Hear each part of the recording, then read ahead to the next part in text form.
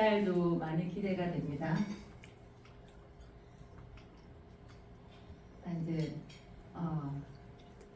지금 5월 조찬 모임은 5월 21일 수요일 7시고요. 이제 중요한 이야기 지금 5월 골프 모임에 대해서 한번 더 안내드리겠습니다.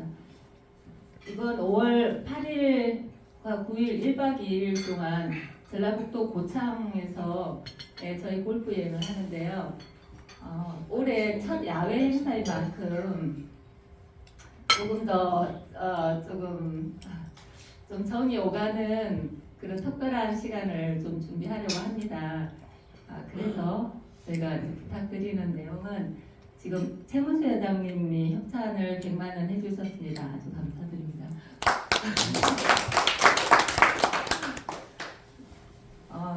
이번 5월 골프 여행에 협찬 좀 요청을 드립니다. 참석 여부와 상관없이 여러분들 따뜻한 마음을 저희가 고맙게 받겠습니다. 그래서 사무국으로 연락해 주시면 즐거운 모임 행사 잘 준비하겠습니다. 기다리겠습니다.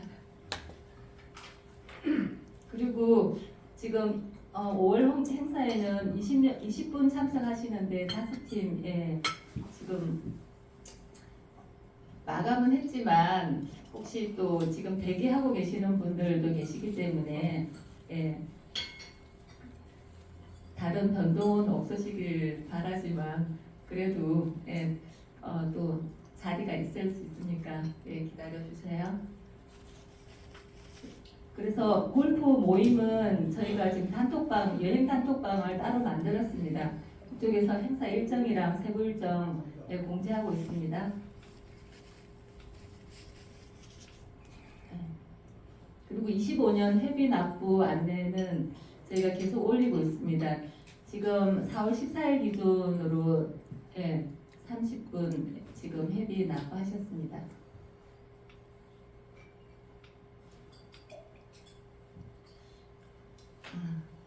그리고 지금 올해 사무국에서 여러분들께 이제 우리 회원분들 펜션을 좀 챙겨드리려고 해요.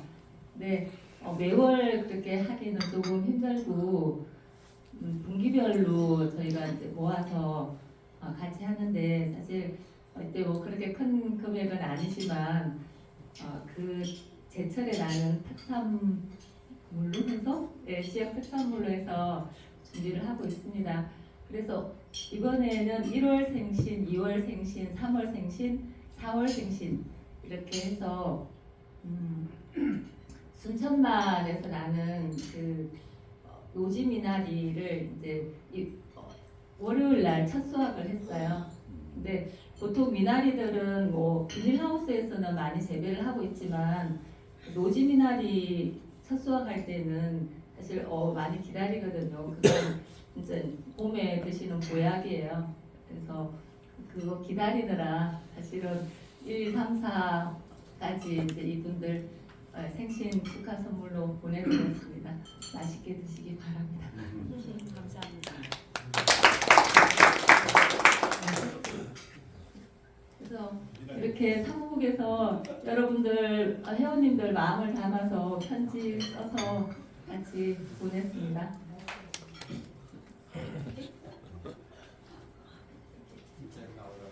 겨울에는 물 되나? 아직 비밀. 겨울은 봄 때까지 기다려. 자, 그럼 오늘 강연 소개해드리겠습니다. 오늘 강연은 지금 우리 임충식 고모님을 모셨습니다. 임충식 고모님께서는 뭐 공직이나 민간 그리고 국제활동까지 굉장히 폭넓은 경험을 가지고 계신 분인데요. 오늘 주제는 내 삶을 바꾼 문화예술로 주제로 강연을 하십니다. 삶의 여정 속에서 사실 이 문화예술이 고모님께 어떤 울림을 주셨는지 진솔하게 이야기해 주실 거고요. 좀 짧지만 굉장히 깊은 울림으로 오늘 뜻깊은 강연이 될 것 같습니다. 임충식 고모님 네, 큰 박수로 모시겠습니다.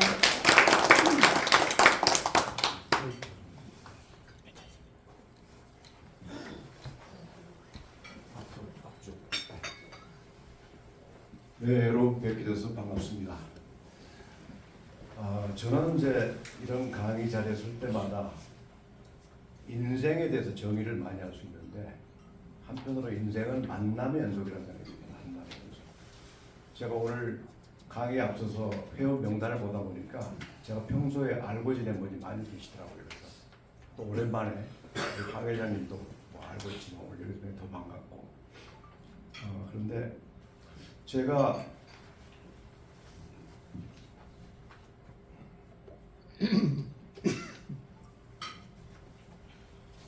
앞쪽으로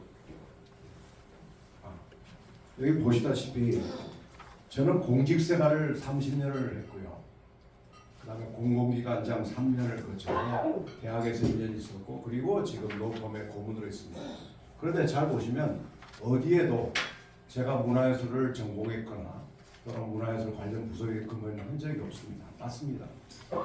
저는 경제부청인 지금 중소벤처기업 전신인 중소기업청에 주로 근무를 했는데 그런데 제가 이런 문화예술 강의에 된 계기는 한 피아니스트의 만남이 있었습니다. 그래서 저는 이 인생에서 참 만남이 중요하다고 생각하는데 누구를 만나에 따라서 인생이 많이 달라진다는 거죠. 저는 기본적으로 클래식 음악, 발레, 오페라를 무척 좋아합니다. 또 좋아하는 연주도 많이 됐습니다. 하지만 어디까지나 취미로 좋아한 거니까 그걸 가지고 어디 가서 강의한다는 생각은 할 수가 없죠. 그런데 지금으로부터 한 20여 년 전에 쇼팽 콩쿨 동양인 최초 우승자인 좀 이따 소개드릴 텐데 당 타이손이라는 피아니스트의 연주에 갔다가 그 연주의 도중에 일종의 영감을 받고서 제가 이제 강의를 시작해서 거의 20년 됐습니다. 강의한 지가. 그런데 중요한 거는 제가 만약에 그 피아니스트의 연주를 가지 않았더라면 한번 가정을 해보면 분명히 저는 중기청에 근무할 때 서울중기청장, 광주청장, 본청 차장할 때 강의가 요청이 들어오면 당연히 제가 알고 있는 게 중소기업 시책이니까 중소기업 시책 강의를 했거든요. 근데 그 피아니스트를 안 만났더라면 그 강의 하다가 아마 중기청을 떠난 순간 그걸로 끝이었겠죠. 근데 제가 현직에 있을 때 그 피아니스트의 연주에 가서 소위 영감을 받고 그 스토리 좀 이따 말씀드릴게요. 강의를 하게 됐고 그 많은 강의하는 도중에 2달 전에 어느 조참모임에 갔다가 우리 배원기 원장님을 뵙고 그 인연이 돼가지고 또 오늘 이 자리에 쓴 거거든요. 그래서 결국은 만남의 연속이라는 말이 틀림없는 것 같습니다. 근데 저는 그 만남이라는 거를 좁게는 사람과 사람의 만남이지만 저는 그 해석을 좀 넓게 보면 만남에는 아주 저한테 어떤 큰 영향을 줬던 경험, 새로운 문물을 접한 것, 그것도 다 저는 만남으로 포함시키고 싶은데요. 제가 이제 공무원 시절에 과장 때 미국 유학을 갔는데 늘 그 워싱턴 DC에 있는 스미소니언 박물관을 저희 애들 데리고 많이 갔었습니다. 보여주려고. 근데 어느 날 스미소니언 박물관, 자연사 박물관을 돌다가 갑자기 어느 방에 들어갔는데 굉장히 저한테 충격이 있었어요. 거기 갔더니 오징어가 박제되어 있는 오징어가 전시되는 길이가 무려 8m짜리더라고요. 8m. 지금부터 유학 간 게 한 30년 전이니까 저는 굉장히 충격이었어요. 왜냐하면 저는 그때까지 오징어 하면 늘 본 게 울릉도 오징어밖에 못 봤기 때문에 당연히 오징어란 거는 이런 줄 알았어요. 사이즈가 대충 이 정도라고 생각했는데 뜻밖에도 8m짜리가 실제로 딱 이렇게 돼 있는 거죠. 제가 다시 한번 확인했어요. 스퀴드라고 돼서 분명히 오징어. 그때부터 이제 한번 자료를 찾아봤더니 어떤 노르웨이 어부가 수십 년 전에 오징어가 죽어서 떠오른 걸 건졌는데 그게 무려 17m짜리더라고요. 오징어가. 그 이야기는 제가 왜 말씀을 드리냐면 비록 오징어라는 거지만 저의 어떤 인식에 대한 많은 영향을 준 거죠. 아, 세계는 우리 마찬가지죠. 이걸 비유해 보면 세계는 넓다고 표현하는 거죠. 우리는 우물 아래 개구리처럼 살면 그게 전부인 줄 아는데 뜻밖에도 그런 넓은 세계에 있다는 듯이 마찬가지로 오징어인데 마찬가지로 제가 클래식 음악, 발레, 오페라를 좋아하게 됐는데 그 계기를 좀 말씀드리면 클래식 음악은 제가 초등학교 때 형님이 대학생이었는데 늘 이분이 토요일 주말이면 클래식 음악을 들으셨습니다. 저는 아무것도 모르지만 형님 곁에서 그냥 앉아서 듣게 됐죠. 그렇게 해서 이제 시작이 됐고, 오페라는 제가 고등학교를 광주 고등학교를 나왔습니다. 전남 광역시에 있는. 고등학교 1학년 때 당시에 김장임 오페라단이 서울에서 내려가지고 오페라 부친이 나비 부인을 공연하는데 너무 그 고등학교 1학년 때 16살 때 그거 보면서 감동을 느꼈던 그 추억이 지금도 있거든요. 그 계기로 해서 오페라에 관심을 갖기 시작했고, 발레는 제가 고등학교 졸업할 때까지는 발레를 라이브로 볼 기회는 없었습니다. TV를 통해서, 당시 흑백 TV, 오늘 김인희 단장께서 안 오셨는데 어쨌든 제가 대학교 1학년 때 서울에 와서 국립발레단의 공연을 본 게 처음으로 라이브를 본 거예요. 아마 김인희 단장께서는 그때는 아마 중학교 1학년 정도밖에 안 돼서 단원이 아니셨겠죠. 근데 그때 마치 봤던 국립발레단 공연이 백조의 호수였는데 너무 제가 아름답게 봤고 또 군무 장면이 인상적이었습니다. 그걸 계기로 해서 제가 발레를 이제 국립발레단 정기 공연은 물론이고 당시 유럽에서 유명한 롤랑 베티라는 이렇게 발레단을 보냈는데, 저는 학창 시절에 특히 대학 시절에 제 용돈의 많은 부분이 문화비였습니다. 음악회, 발레, 오페라 또는 미술관 이런 식으로 갔는데, 그런데 결국은 제가 그렇게 해서 이제 쭉 관심을 갖고 수십 년 동안 음악회, 발레, 오페라 또 해외 출장 가서도 늘 그런 게 다니는 게 즐거움이거든요. 그런데 바로 한 피아니스트의 만남 계기로 강의를 시작했고 오늘 자리에 선 겁니다. 그래서 오늘 제가 소개드릴 피아니스트는 세 분인데, 에브게니 키신, 레온 플라이셔 단타예요. 제가 만난 세 분의 피아니스트의 삶과 인상적인 연주 장면 그리고 저에게 미친 영향을 소개하는 게 강의 주제가 되겠습니다. 그런데 메인 강의에 앞서서 제가 워낙 발레를 좋아하다 보니까 발레에 관한 이론을 하나 소개하고 들어가겠습니다. 제가 아까 말씀드린 대학교 때 발레를 쭉 좋아하다 보니까 정확하지는 않는데 대학교 아마 3학년쯤에 이런 생각이 들었습니다. 지금이야 국립발레단이 수준이 세계적으로 많이 이렇게 올라와 있지만 제가 대학 다닐 때 70년대 국립발레단은 국제적으로는 지명도가 별로 없었지 않습니까? 그럼에도 불구하고 저한테 그 감동을 줬기 때문에 제가 어느 날 생각이 들기를, 국립발레단이 저에게 이런 감동을 준다면 세계 정상급 발레단은 얼마나 멋지고 아름다울까 생각이 들었습니다. 그래서 그래, 그렇다면 내가 세계 3대 발레단은 직접 가서 보겠다 라는 목표를 세웠습니다. 그래서 제일 먼저 뉴욕에 가서 뉴욕 시티 발레를 보게 되고 런던에 가서 로얄 발레를 봤습니다. 근데 하나 남은 게 걸림돌이 볼쇼이였습니다. 잘 아시겠지만 제가 대학 다닐 때 소련 시절 아닙니까? 소비에트 유니언. 그러니까 소련하고 우리나라는 수교가 안 됐기 때문에 갈 수가 없는 거죠. 그래서 내가 도대체 저 볼쇼이는 우리나라하고 소련이 수교가 돼야지 볼 수 있을 텐데 언제 그 기회가 올까라는 숙제를 남게 되고 공직 생활을 시작했습니다. 제가 공직을 1982년도 시작했는데요. 1986년도에 제가 사무관 시절에 프랑스 정부 초청으로 파리에 갈 일이 생겼습니다. 저는 이제 사무관 과장 시절에 국제 업무를 오랫동안 해서 해외 출장을 많이 다닌 편입니다. 공무원직으로. 그럼 저는 늘 출장을 가면 기본적인 제 일을 하고 난 다음에 체크하는 것은 바로 그런 문화 스케줄 체크하는 거. 순서는 클래식 음악회, 발레, 오페라 순 그리고 미술관. 근데 86년도 파리 갔는데 놀랍게도 볼쇼이가 눈에 띄는 거예요. 체크해. 이게 뭐야? 너무 저는 좋아했죠. 그 당시 아시겠지만 우리하고 소련하고 수교한 게 1989년 아닙니까? 그러니까 86년도니까 수교 전이죠. 갈 수가 없는데 볼쇼이 발레단이 파리에 수료 공연을 한 거죠.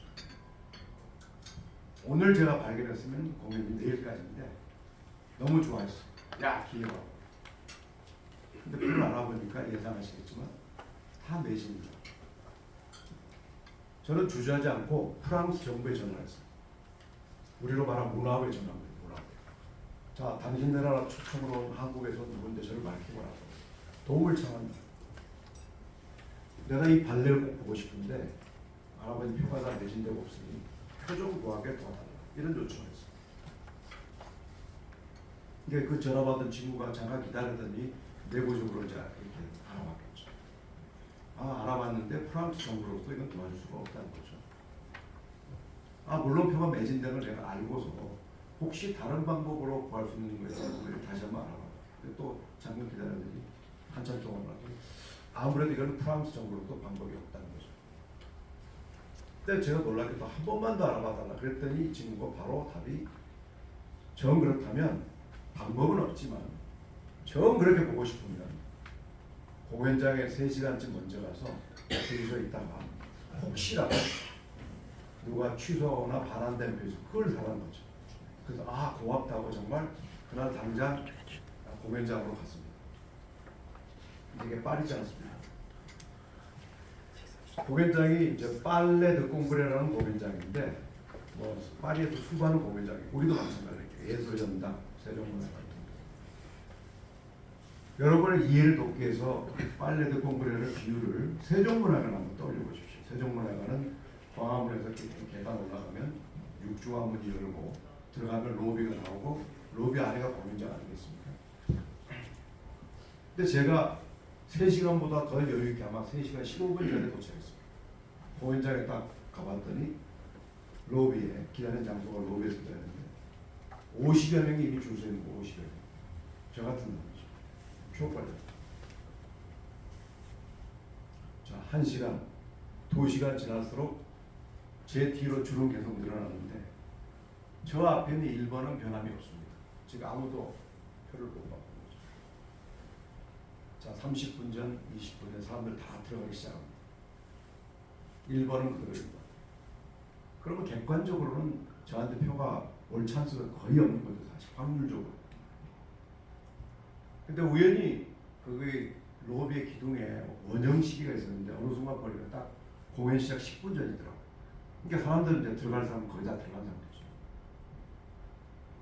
그 순간 세종문화관 문이 열리면서 어떤 분이 로비로 들어오는 여자거든요. 당연히 공연 보러 오신 분 줄 알았죠. 근데 그분이 싹 보다가 저 눈을 마주치니까 바로 손가락으로 사인을 이렇게 표가 한 장에 있다는 사인을 하면서 그분이 저한테 다가와서 표를 줘서 저는 극적으로 정말 그 발레를 보게 됐습니다. 저는 그래서 그걸 갖다 저는 개인적으로는 파리의 기적이라고 그러거든요. 파리의 기적. 그래서 그 말 표현에는 제가 설명할 방법이 없습니다. 그래서 기적적으로 봤습니다. 그래서 제가 대학교 때 목표로 했던 세계 3대 발레를 직접 본다는 목표를 1986년도 파리에서 완성을 한 거죠. 저는 이것이 저한테 굉장히 의미가 있는데요. 첫째는 물론 내가 꼭 보고 싶었던 발레를 봤다는 중요한 그것도 있지만 어떤 시사점이랄까요? 아 살면서 어떤 목표를 갖고 사는 게 굉장히 중요한 거구나. 그것도 구체적인 목표. 이런 생각을 하게 됐어요. 이 관련돼서 이하 말씀드리 하나만 더 드리고 이제 들어가겠습니다. 제가 이제 세월이 흘러서 86년도였고요. 제가 세월 흘러서 광주 전남 청장으로 근무할 때에 제가 이제 고향이 그쪽인데 고향에서 기관장하는 거죠. 집은 서울이고 이제 주말로 보내왔어요. 어느 날 갑자기 제가 신문을 보다가 국립오페라 단장이 바뀌었다는 기사를 보고 나서 그 다음에 나중에 이제 그분이 처음으로 나비부인을 다시 단장 그분이 계시한다고 해서 당연히 제가 처음 봤던 고등학교 때가 나비부인이었지만 그 동안에 수많은 버전으로 많은 안무가들 연출과 달리해서 봤지만 이거 바뀐 분은 어떨까 싶어서 다시 보고 싶어서 제가 서울에 있는 아내한테 전화했습니다. 표 좀 애매하라고. 참고로 제 아내는 성악하고 오페라 전공 소프라노인데 그래서 알겠다고 했는데 한참 후에 다시 이제 전화가 왔습니다. 표를 알아봤더니 나비부인 공연을 목, 금, 토 3일 하는데 목, 금은 저녁 공연이고 토요일 날은 오후 3시 공연인데 평일날 표는 여유가 있는데 토요일 표는 매진됐다는 거죠. 근데 저는 광주에도 근무하니까 볼 수 있는 게 토요일밖에 못 보지 않습니까? 그러면서 아내 말이 자기는 평일날 표가 있으니까 대학에서 강의하고 있었는데 제자들하고 보겠다고. 저는 그 금요일 날 밤에 이제 서울 와서 토요일 날 아침에 아침을 먹으면서 저는 아들만 둘인데 같이 밥 먹으면서 야 오늘은 점심을 예술의 땅에 있는 그 벨리라는 기내식당에서 하자. 저는 머릿속에 생각한 게 있어서 그래서 이제 거기 가서 점심을 먹었습니다. 제 아내는 물론 봤죠. 전날 오페라를 봤습니다. 다 끝나고 나서 큰아들한테 형이랑 아빠는 오페라를 보고 할 테니 엄마 모시고 집에 가 그랬더니 저 아들 눈이 동그래지면서 아빠 엄마 말씀이 표가 다 매진됐다고 들었는데요. 그래. 근데 어떻게 보시겠다는 겁니까? 아 그건 아빠한테 맡겨. 근데 저는 그 당시에 아들들한테는 파리의 기적 이야기를 안 했던 상태고 아내는 알고 있죠. 제 파리의 기적 이야기. 아내는 빙그레 웃고 있더라고요. 근데 아들 둘은 표정이 아니 쓸데없이 표도 매진되는 아빠가 고집부리다지. 그냥 보내고 나서 제가 이제 점심을 먹고 현장 티켓 카운터 예술전당에 이렇게 다가가니까 제가 말도 안 꺼냈는데 그 카운터에 있던 아가씨가 표 매진되고 없습니다 그런 거예요. 근데 제가 대답이 걸작이었어요. 저도 모르게 나온 대답이 압니다. 그런데 표가 한 장 생길 겁니다. 그 표를 저에게 주세요. 이런 거거든요. 그리고 제 핸드폰 번호를 알려줬어요. 저는 늘 가방을 갖고 다니는데 가방에는 물하고 읽을 책이나 신문을 갖고 다녀요. 그날도 제 번호 가르쳐주고 저쪽 가서 책을 읽고 있는데 정말 우연일치라 할까요? 거의 10분 전에 카운터로 오십시오. 문자가 왔어요. 그래서 정말 가보니까 표가 한 장 생겼습니다. 제가 물어봤죠. 궁금해서 어떻게 생겼더니 그 국립오페라 단장께서 혹시 VIP가 오실 걸 대비해서 한 장 예비표를 갖고 오시더라고요. 그래서 공연 시작 10분 정도 되니까 이제 안다고 그걸 내놓은 거죠. 제가 바로 우리 큰아들한테 문자 보냈습니다. 구하라. 그러면 찾을 것이요. 두드리라. 그러면 열릴 것이다. 근데 제가 그때 말도 안 되는 이야기를 한 거잖아요. 정상적이라면 예 압니다. 그렇지만 혹시라도 표 한 장 생기면 저에게 주십시오. 이게 정상적인 반응이에요.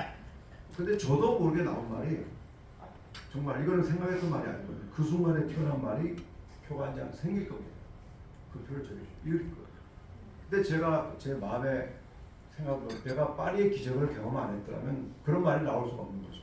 근데 파리의 기적을 경험했기 때문에 저도 모르게 소위 말하는 근자감 이게 생겨서 그냥 건데 하여튼 이야기 길어졌습니다. 그래서 제가 파리에서 본 게 이제 당시 지셀이었는데 너무너무 아름다워.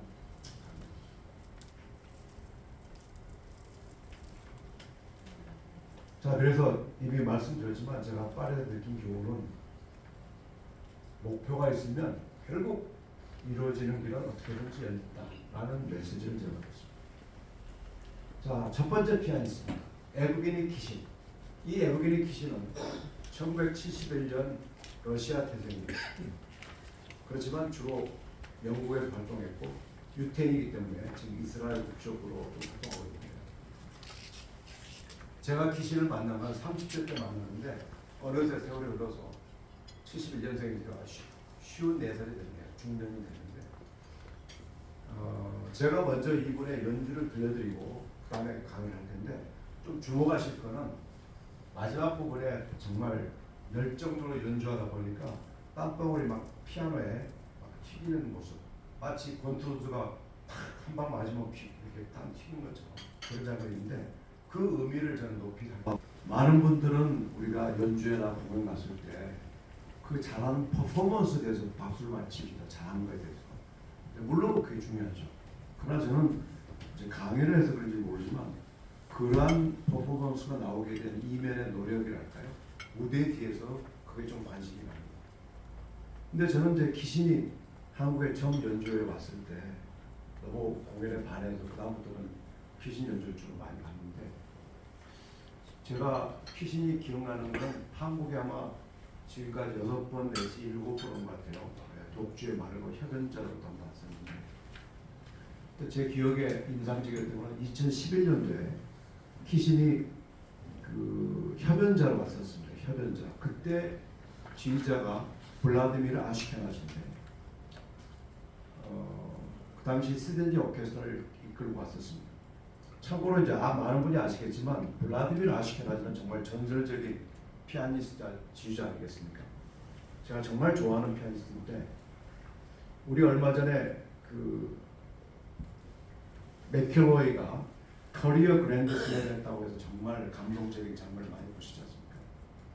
근데 굳이 피아노계도 뭐 그런 게 있다면 없지만 있다면 세계 3대 피아노 콩쿠르가 있지 않습니까? 쇼팽, 차이코프스키, 마지막으로 퀸 엘리베스 콩쿠르인데 세계 3대 콩쿠르에서 바로 블라디미르 아시케나지는 쇼팽 콩쿠르만 2등을 하고 나머지 두 콩쿠르는 다 우승했거든요. 그걸 사실은 그랜드 슬램 한 셈이죠. 그런 대단한 분이 이제 지금은 그때는 지휘자로 오셨는데 제가 그날 연주회 때 아시겠지만 항상 피아노가 무대에서 이렇게 이게 무대가 이쪽으로 이렇게 앉잖아요. 옆으로. 제가 앞자리에 앉아가지고 키신의 건반도 보이고 그 다음에 키신의 여골불도 보이는 그런 위치 앞자리에 앉았어요.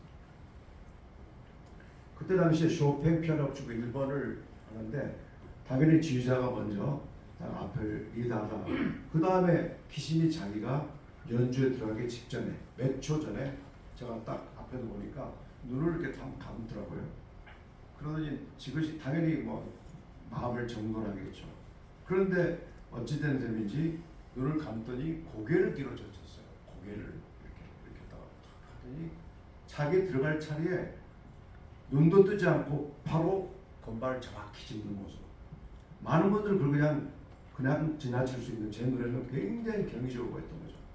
왜냐하면 건반 88개가 있는데 아까 말한 눈 감고 있다가 뒤로 고개를 젖힌 상태에서 바로 건반을 정확히 짚고 들어가거든요. 그래서 제가 그러는 우리는 눈 뜨고도 못하는데 어떻게 눈 감은 상태에서 저게 가능하지? 그리고 결과적으로 얼마나 연습을 했으면 저게 가능할 거죠. 얼마나 피나는 연습을 했으면 저게 가능할까? 마치 한석봉 어머니가 떠올랐습니다. 그런 거. 그런데 이제 기시를 좀 소개해드리자면 1971년생에 봤습니다. 이미 2살 때부터 피아노 연주를 했습니다. 2살 때부터 연주했고 10대 때 베를린 필에서 카라인이 지휘한 베를린 필과 협연할 정도로 대단한 친구죠. 그런데 기신이 한국에 최초로 왔을 때 제가 그때 그 집에 신문 기사를 보게 됐습니다. 저는 연주에도 자주 가는 편이지만 또 관심 있게 보는 게 관련 비평가나 그 전문가들이 이렇게 신문에 쓰는 거를 눈여겨보거든요. 그때 기신에 관련 기사를 봤더니 놀랍게도 한국에 최초로 왔는데 그 한국에 최초로 올 때까지 기획사에서 그를 접촉해 한국에 오는데 무려 10년이 걸렸단 말이에요. 10년. 아무리 유명하다고 그렇지 그를 불러오는데 한국에 오는데 10년 걸렸다. 정말 대단한 거 아니에요? 물론 도중에 IMF가 있었기 때문에 기간이 더 길어졌겠죠. 그런데 어떤 문화부 기자가 어릴 때는 별명이 신동이었고 왜냐하면 2살 때부터 피아노 연주했어요. 독일어로 분더킨트라고 불리는 이 신동 피아니스트고 지금은 50대가 됐지만 한창 잘 나갈 때는 피아노의 황제, 피아노의 신이라고까지 불렸던 이 대단한 피아니스트가 한국에 왔는데 보통 유명한 연주자들은 제가 만약 오늘이 연주라면 하루 정도 전에 와서 대충 리허설 해보고 하지 않습니까? 놀랍게도 너무 성실하게 한국에 5일 전에 와가지고 도착한 날부터 매일 하루 8시간씩 이상 연습을 하는 거죠. 호텔과 공연장과 스튜디오, 연습실을 왔다 갔다 하면서 하루 8시간씩 연습만 하는 거예요. 연습만. 저는 그 부분에서 굉장히 기사를 보고 생각해봤습니다. 자, 키시는 그 당시에 연주 원칙, 신문에 소개된 겁니다. 자기만의 연주 원칙이 있었는데 자기네 1년에 연주 횟수를 40회 미만만 합니다. 굉장히 적은 거죠. 사실 연주할 때마다 많은 돈을 받는데 자기 스스로 1년에 40회 미만합니다. 또 한 가지는 올해 레퍼토리가 정해지면 한국에 오기 전에 일본에서 이제 연주했잖아요. 그러면 다른 나라 연주와 똑같은 레퍼토리 한 거죠. 특별한 상황이 없는 거죠. 그러니까 사실은 한국에 처음 왔으니까 하루쯤만 시간을 빼서 관광할 수도 있고 또 뭐 쇼핑할 수도 있고 이러지 않겠어요? 한국에 처음 왔는데 그리고 이미 똑같은 레파토리를 일본에서 연주 다 하고 왔는데 다른 나라도 했고 근데 왜 뭐가 부족해서 도착한 날부터 하루에 8시간씩 연습만 했습니까? 그 대목이 저한테 생각해 한 거죠. 천재도 저렇게 노력하는 거죠. 근데 제가 당시에 서울 중소기업청장으로 했었어요. 제가 반성을 한 거죠. 저런 세계적인 피아니스트도 저렇게 노력하는데 너는 대한민국의 고위공무원으로서 국제 무대에서 경쟁하기 위해서 어떤 노력을 하고 있느냐는 저한테 물음을 던졌습니다. 근데 제가 사무관 시절 과장 어느 시절에는 국정을 해서 그나마 영어를 하고 있었는데 저도 모르게 그 보직에서 이제 멀어지니까 영어를 손 놓고 있는 저 자신을 발견했어요. 근데 저는 스스로 그때 생각도 국제화 시대에 영어는 기본 중에 기본이라는 생각을 갖고 있던 사람이거든요. 내가 직업이 뭐든 간에 세계 누구하고 만나도 우리말로 대화할 수 있듯이 영어로 대화가 가능해 그런 지로를 갖고 있던 저인데 제 자신이 어느 정 멀어져 있는 걸 발견하고 다시 하자 해서 기신을 계기로 해서 다시 영어를 시작했어요. 영어 시작했더니 공부를 따로 한다는 게 아니고 저는 지금도 기신 덕분에 아침에 일어나면 제일 먼저 BBC 뉴스나 CNN 뉴스를 청취하는 걸 시작합니다. 그리고 혹시 듣다가 모르는 단어 하나 또는 뭐 좀 옛날에 알았던데 까먹은 단어 다시 한번 사전을 보고 가요. 이 정도지만 그래도 그 계기로 지금까지 하고 있기 때문에 사실은 제가 이제 강의를 아일랜드 더블린에 가서 외국인들 모아놓고 이렇게 특강을 했는데 제가 만약에 영어로 강의가 준비가 안 돼 있으면 할 수가 없는 거죠. 키신 덕분에 제가 아주 준비가 돼 있었기 때문에 강의 요청을 받고 가서 하게 됐는데요. 어쨌든 키신은 천재인데도 불구하고 정말 노력한다는 거죠. 자, 그래서 키신이 그렇게 저한테 어떤 걸 줬다면 제가 키신이 한국에 처음 왔을 때 그날 표가 다 매진다고 뭐 신문 다 보셨겠죠. 앙코르골, 로마냐, 자전까지 막 난리쳤죠. 그때 키신이 그랬죠. 한국에 와보면 너무 청중들 반응이 뜨겁잖아요. 빠른 시일 내에 한국에 또 오겠습니다. 온 게 이제 그 다음부터 2006년에 왔었는데 2009년 등 지금까지 한 7개월 정도 왔는데 마지막 왔던 게 작년 제 기억에 작년 11월 달에 예술전당이 마지막이었고 아마 아직은 젊으니까 한국에 또 오려고 생각합니다. 자, 키신의 저 어릴 때 모습이고 제가 키신을 처음 한 30대 때 모습인데요. 지금은 이제 아까 말씀대로 50대 중반으로 바뀌어 있습니다. 두 번째 피아니스트는 레온 플라셔라는 미국의 피아니스트인데 또 다른 저에게 느낌을 준 분입니다. 레온 플라셔는 1928년생이고 2020년에 돌아가셨습니다. 5년 전에 92세로 돌아가셨는데 저분은 미국인 최초로 아까 제가 말씀드린 세계 3대 피아노 콩쿠르 쇼팽, 차이코프스키, 퀸 엘리자베스 콩쿠르인 3대인 퀸 엘리자베스 콩쿠르에서 미국인 최초의 우승자입니다. 52년. 그러니까 3대 콩쿠르 중에서 미국인 최초로 3대 콩쿠르 하나이 바로 저분이고 52년도 퀸 엘리자베스. 물론 나중에 미국인 중에서 쇼팽 콩쿠르에 우승하는 데릭 올슨 같은 게 있지만 최초는 52년. 그때 미국의 반응은 너무너무 뜨거웠죠. 왜? 한번 생각해 보시죠. 1952년도면 미국이 2차 세계대전 후에 세계 최강국으로 부상을 했는데 약간 문화적으로는 유럽인들한테 콤플렉스가 있었죠. 왜? 저 지금 말씀드린 세계 3대 피아노 전부 우승자가 유럽인이었죠. 유럽 아니면 저 남미 마르타 아레리치 같이 아르헨티나 출신이었지만 그런데 드디어 미국인으로서 최초 우승자가 나왔기 때문에 마치 우리나라 박세리 선수나 김연아 선수가 최초 우승했을 때 막 기뻐하던 그런 이상으로 기뻐했던 거죠. 이번은 52년도인데 아니 28년 52년도 우승해서 24살 때 우승해서 완전 미국의 영웅이 됐어요. 영웅, 국민적 영웅이 됐죠. 그래서 미국에서뿐만 아니라 전 세계적으로 연주회를 다니면서 전성기를 구가했습니다. 그런데 30대 중반에 불행이 찾아오기 시작합니다.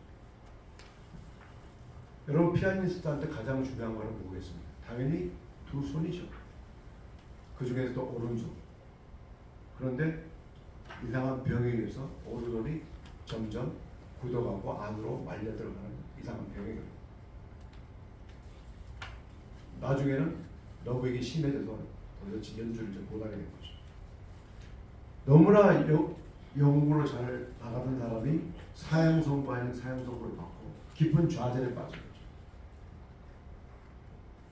내가 피아니스트로 더 이상 연주할 수 없는데 그때부터 안 마시던 술을 마시고 술 마시다 보니까 부인을 폭행하고 부인을 폭행하다 보니까 부인하고 이혼하고 급기야 자살까지 시도합니다. 내가 살아도 뭐하겠냐. 근데 제가 모두에 말씀은 안 드렸지만 저는 이제 대학 가서 뭐 학생들한테는 모두 꼭 말미에 영어의 중요성 강조 학생들한테. 그 다음에 일반 자리에서는 만남의 중요성과 또 한 가지는 관점의 중요성 같습니다. 관점. 내가 이 세상을 어떤 눈으로 바라보냐가 굉장한 차이를 낳는다는 거죠. 한 예를 들면 우리가 좋아하는 해삼을 보시죠. 해삼은 어떻게 되습니까? 바다의 자, 삼자니까 바다에서는 삼이다. 굉장히 우리 몸에 좋은 거다. 이런 게 담겨 있는 게 해삼 아닙니까? 근데 똑같은 해삼인데 서양사람 눈에는 그렇게 안 보이는 거죠. 해삼을 영어로는 sea cucumber 아닙니까? sea cucumber. 바다에서 나는 오이라는 거죠. 이해하시겠지만 해삼을 바다에 잡아 올리면 겉면이 우둘투둘한 게 오이의 겉에 우둘투 닮았지 않습니까? 그러니까 서양 사람들 볼 때 내용물을 보지 않고 겉에 모양 보고 아 이건 바다에서 나는 오이야 이렇게 보는 거고 우리는 모양을 주목하지 않고 이 영양분이 삼처럼 좋다고 해서 해삼이라고 본다는 거죠. 이처럼 같은 것도 어떤 시각에서 바로 달라진다는 건데 바로 레온 플라셔 그런 게 오죠. 이분은 자기가 못 쓰게 된 손을 주목하다 보니까 점점 좌절하고 자살까지 시도했지 않습니까? 다행히 자살이 미수로 끝나고 세월을 흘렀습니다. 어느 날 레온 플라셔는 왼손을 보고 뜻밖의 희망을 발견합니다. 야! 아직까지 왼손은 멀쩡하다는 거죠. 오른손은 이렇게 문제를 일으켰지만 왼손은 멀쩡하다. 그때부터 플라셔는 왼손만 가지고 연습을 시작했어요. 왼손만 가지고 한 손만으로 연주를 하고 나중에는 왼손만으로 너무 연주를 잘하게 되니까 주위의 전문가들이 왼손의 피아니스트, 왼손의 다리질하는 별명을 붙여줄 정도로 너무 잘하게 됐죠. 그러다가 어느 날 다시 오른손을 봤습니다. 당연히 굳어서 안으로 말려있는 그런 손이죠. 관점을 한번 바꿔본 거죠. 내가 원래 이렇게 정상에 있는데 이렇게 굽었다면 그 반대도 가능하지 않을까죠. 내가 재활에 들어가면 언젠가는 지금 이렇게 굽어 있지만 원래 정상이었으니까 다시 펴지지 않을까. 그래서 그때부터 재활에 들어갔습니다. 자, 이 대목에서 제가 질문 한번 드려보겠습니다. 그냥 가정입니다. 나라면 그런 상황에서 얼마 동안 해봤는데 재활훈련이 금방 낫진 않잖아요. 아까 이렇게 굳었으니까. 우리 황 회장님은 얼마 동안 해보다가 안 되면 포기하실까요? 될 때까지 해야죠. 될 때까지요. 이론적이 아니고 실제로 나 삶을 반영해서. 좋습니다. 어떠신가요? 가상도 얘기하기가 너무 힘드네요. 그 재활의 의지가 제가는 끝까지 해보겠다는 생각은 드나 내 자신을 잘 못 믿기 때문에 정확히는 대답합니다. 우리 최 회장님 어떠실까요? 내 삶이 중요하기 때문에 내 행복이 어디에 있는지 포커스를 맞춰서 하기 싫으면 안 하는 거죠. 여기 테이블이 양은 제 이슈죠. 저도 의지가 이렇게 정확한 아니고 1년 정도 하다가 1년 정도. 마음에 드는 답변입니다. 이왕 그러면 여기까지 말해주면 여자. 그냥 나 무시하지 마시고 나라면 저런 상황에서 한 몇 달 하다가 안 되면 아이 포기하겠다 뭐 이런 거 있잖아요. 답을 유도하는 것 같은 6개월. 더 막 1년 6개월. 한달할 것 같아요. 10년. 10년. 네, 좋습니다. 한다. 그 피아노가 내가 진짜 좋아하는 거고 내 목숨을 걸 만한 것이다. 예. 죽을 때까지 해봐야지. 네, 좋습니다. 전화 2-3년 2, 3년 좋습니다. 몇 가지만 여쭤보죠. 3년 3년 마지막으로 어떠실까? 자, 그러면 여러분 한번 여쭈지 않지만 한번 생각해보세요. 짧게는 6개월부터 뭐 몇 년, 10년 될 때까지 다양한 답변이 나왔습니다. 여러분은 한번 마음속으로 날 하면 어떨까? 제가 정답은 좀 이따 알려드리겠습니다. 자, 이 장면은 레온 플라시 아까 말한 왼손만으로 연주해서 왼손의 피아니스트 릴리션의 연주 장면입니다.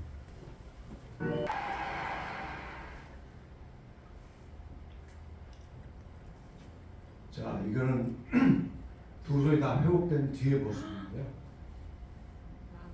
왼쪽에는 두 손이 회복돼서 연주하는 장면. 오른쪽에 지금 여기 앉은 것 같은데요. 레온 플라이셔 투 핸스로 되어 있죠. 투 핸스. 자, 그럼 되게 알려드려서 정답을 30대 중반의 재활을 시작해서 완전히 회복된 건 70대 중반입니다. 거의 40년이다. 거의 40년. 거의 40년이 걸려서 너무 본인으로서도 두 손이 회복 연주할 수 있는 너무 기뻤지 않겠어요? 그래 드디어 음반을 하나 냈는데 제목을 Two Hands로 붙인 거죠. 만약 70대 중반의 피아니스트가 음반을 냈는데 두 손 하면 좀 차일디쉬 할 수도 있잖아요. 그런데 저분한테는 너무 어울리는 제목 아니에요. 너무나 어울리잖아요. Two Hands.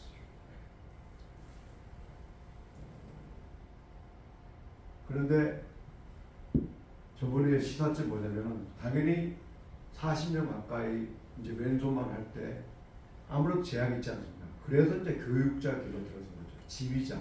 그러니까 원래는 피아니스트인데 지휘도 시작했다가 나중에는 교육자로 가서 피바디 음악원, 커티스 음악원에서 많은 제자를 길러냈는데 우리나라 피아니스트 신수장 선생님, 강충모 이런 거 다 그분 제자입니다.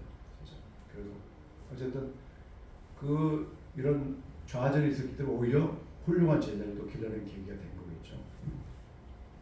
근데 이분이 이제 돌아가셨으니까 한국에는 2번 다녀가셨는데 더 이상 뵐 수가 없습니다.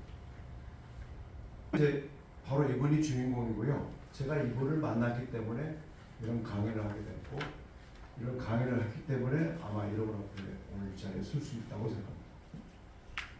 아마 중기증 나온 퇴직자를 이 자리에 중소기업 들으려고 부르지는 않았을 텐데 이 당타에서는 1958년생인데요.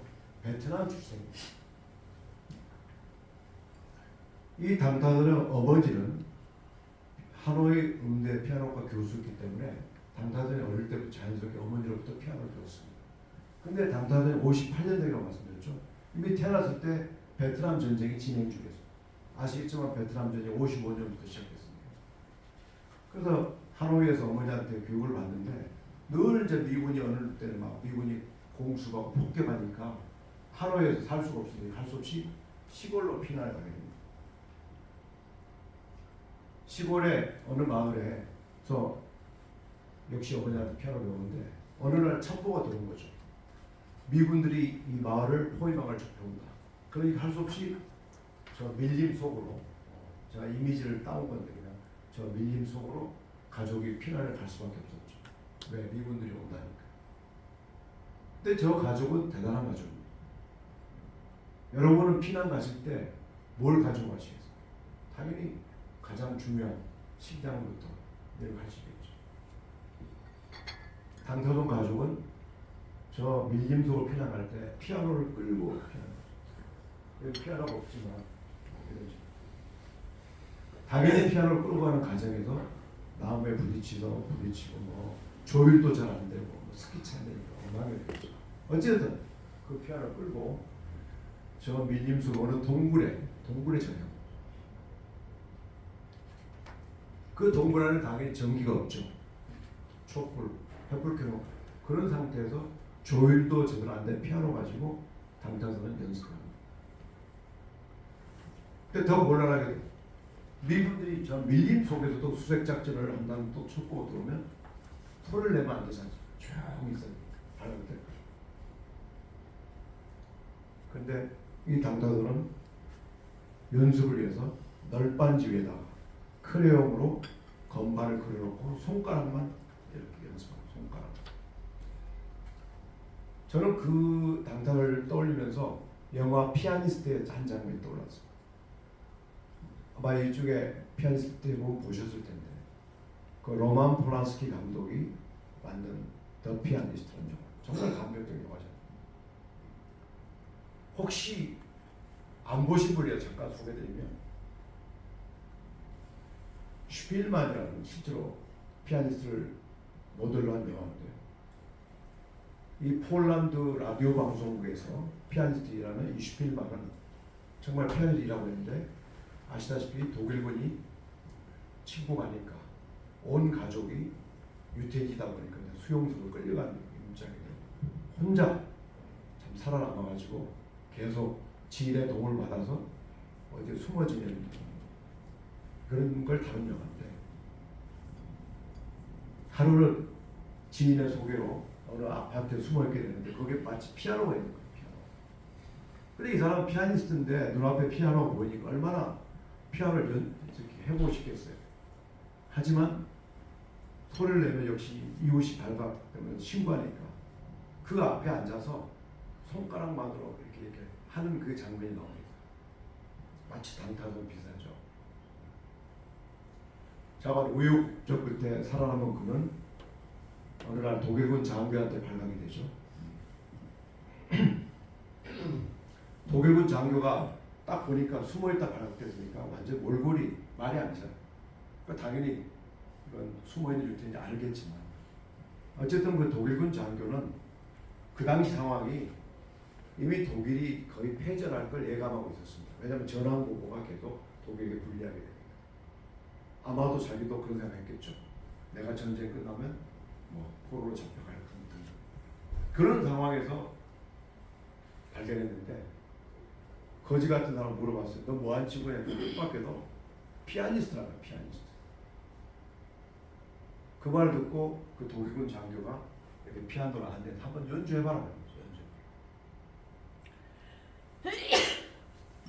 정말 그때 숨어있던 유태인들 발각도 다 총살 아닙니까? 그런데 어쨌든 독일군 장교가 피아노 연주해봐라. 그때 정말 죽음을 앞두고 마지막 연주라고 생각했겠죠. 근데 독일군 장교가 살려준 거죠. 그 연주를 듣고 살려주고 숨어있는 음식도 몰래 공급해주고 그래서 결국은 슈필만은 정말 살아남게 되고 독일군 장교는 소련군 포로로 잡혀갔다 죽었다. 그때 좀 벗어난 이야기지만 저는 그 피아니스트 영화를 많이 여러 번 봤는데요. 그 장면이 보통은 영어로 하다가 이 독일군 장교와 피아니스트 대화는 독일어로 나옵니다. 독일어로. 그러니까 우리나라 영화 보신 분들은 자막으로 이렇게 번역된 걸 보셨겠죠. 근데 저는 전공이 동물학이다 보니까 제가 독일을 좀 알거든요.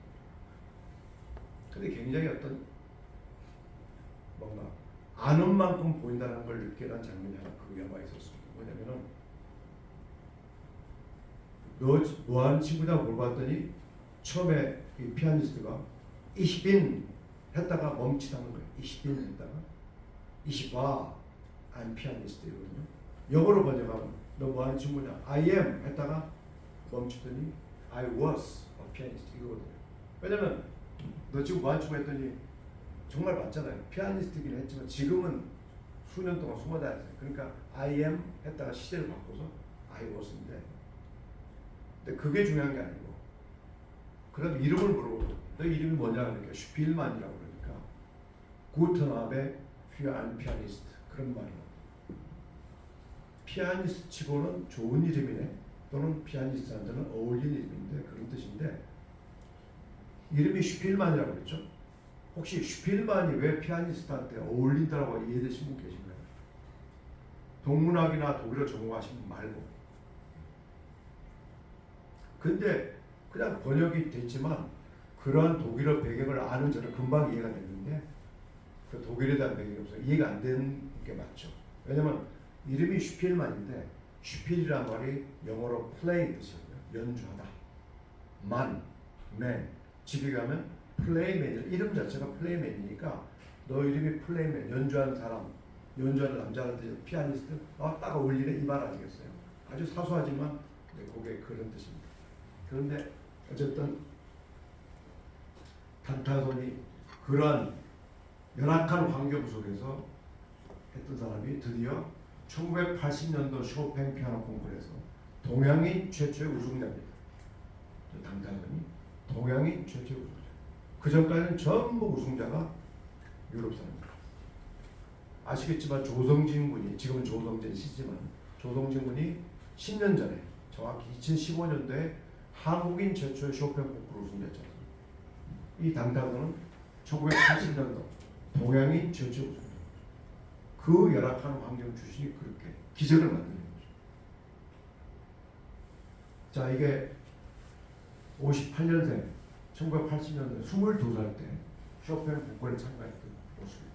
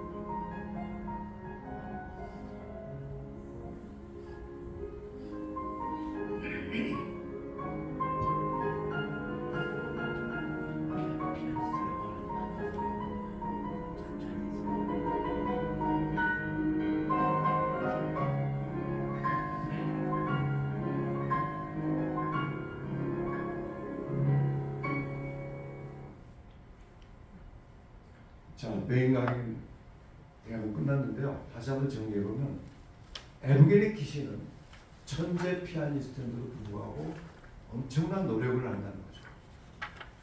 그러니까 젊었을 때는 하루 8시간 이상 꾸준히 연습만 하고 지금은 연습 시간을 많이 줄인 걸로 되어 있더라고요. 그렇지만 여전히 성실하고 변함이 없어서 연주에 보면 며칠째 나와서 여전히 꾸준히 연습하는 천재면서 노력하는 거예요. 그래서 키시는 끊임없는 노력, 그걸 제가 배우고 키신도 아까 말씀대로 작년에 한국에 다녀왔고 앞으로 또 올 거라고 봅니다. 정말 포기하지 않고 노력하는 우리 인간 승리의 모습을 보여준 피아니스트라고 볼 수 있습니다. 당연히 5년 전에 돌아서 뵐 수는 없지만 정말 시사점이 크다고 볼 수 있습니다. 단타손은 월남전 동굴 그런 열악한 환경에서 굴하지 않고 노력을 해서 세계 정상에 섰고, 저분은 베트남 출신이지만 그 프랑스 몬트리알 대학 교수 계시는데 우리 조성진 군이 10년 전에 쇼팽 콩쿠르 참여했을 때 그때 심사위원으로 참가하셔서 높은 점수를 줬고요. 또 그 제자 중에 하나가 브루스 리우라고 2021년도 원래는 2020년도 연료됐는데 코로나 나온 때문에 1년 늦어졌었죠. 그래서 브루스 리우가 바로 제자입니다. 자기 제자가 쇼팽 콩쿠르에서 우승한 거죠. 이제 올해 쇼팽 콩쿠르이 올 10월달에 열리는데 5년마다 열려요. 그러니까 쇼팽 콩쿠르는 사실은 참가하는 것 자체가 쉽지 않지만 5년마다 열리니까 뭐 올림픽도 다 4년 만에 열리니까 5년 한 번 놓치면 쉽지 않죠. 그리고 특징 자체가 쇼팽곡만으로 쇼팽곡만 가지고 세계 각국에서 올려둔 뛰어난 피아니스트 경쟁하는데 다음 주부터 쇼팽곡으로 예선이 시작되고 이제 본선은 올해 10월달에 바르셀로나에서 진행됩니다. 그래서 결국 이 세 분의 삶을 통해서 저는 많은 인사이트를 얻었다고 말씀드리면서 제가 워낙 발레를 좋아하다 보니까 마무리를 발레로 하겠습니다. 중국의 한 발레리나가 있었어요. 정상적인 발레리나죠. 근데 교통사고로 한쪽 팔을 잃게 됩니다. 한번 머릿속으로 그림을 떠올려보시죠. 발레리나가 한쪽 팔이 없는 발레리나. 당연히 이 발레리나는 깊은 좌절에 빠지고 똑같이 자살까지 생각이 든다. 그때 훌륭한 어머니가 계셔서 다시 일어나도록 격려해서 일어났습니다. 이 발레리나는 어느 날 역시 정상적인 사람으로 태어났는데 위에서 떨어져서 추락해가지고 다리를 하나 자른 남자를 둘 다 정상인으로 살다가 장애인이 된 거죠. 찾아가서 발레를 가르쳐서 공연하는 모습인데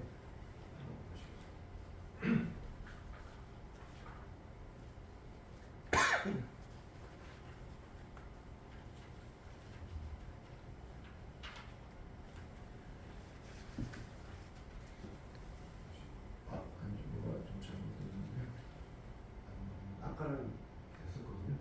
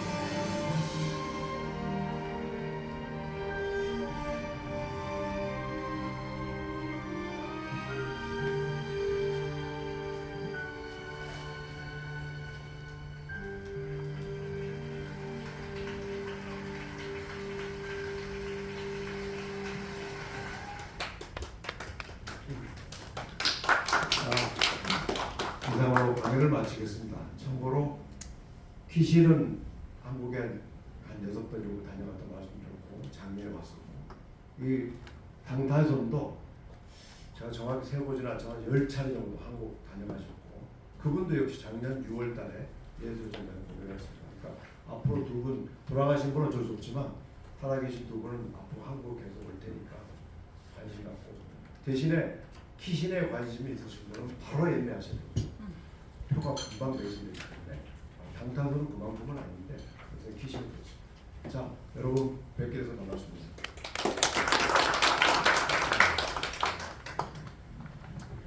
네, 정말 가슴 뛰는 열정이에요.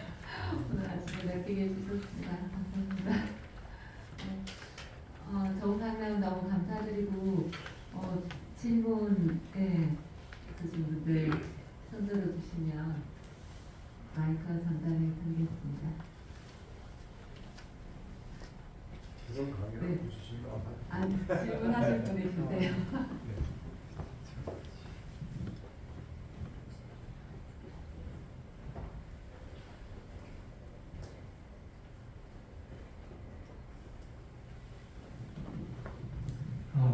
네, 강의 잘 들었습니다. 불굴의 예술가들의 삶을 통해서 굉장히 감동적인 스토리를 들려주셨고 그게 어떻게 그 은사님의 삶을 바꿨는지 설명해 주셨는데 아마 시간이 부족해서 그랬을 거라 생각하는데 선생님의 그 삶을 바꾼 데는 예술가들의 그런 것도 있지만 또 작품이 주는 또 영감, 작품이 주는 감동도 있었을 것 같은데 가장 영감을 받았거나 감동을 받았고 삶을 변화시킨 작품이 있다면 몇 가지 소개해 주시면 고맙겠습니다. 제가 발레 좋아하니까 발레 작품 하나 소개했습니다. 제가 좋아하는 발레는 오네긴이라는 발레인데요.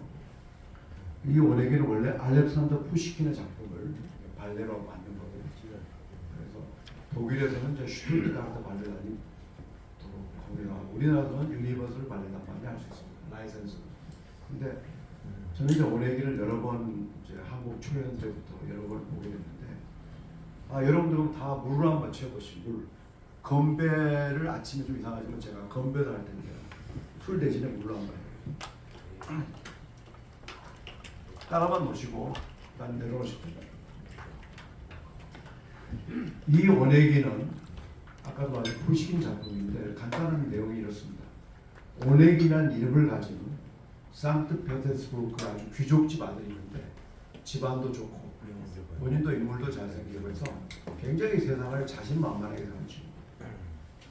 어느 날 오네긴이 시골 귀족집에 초대받았습니다. 시골에 러시아 다차 아시죠?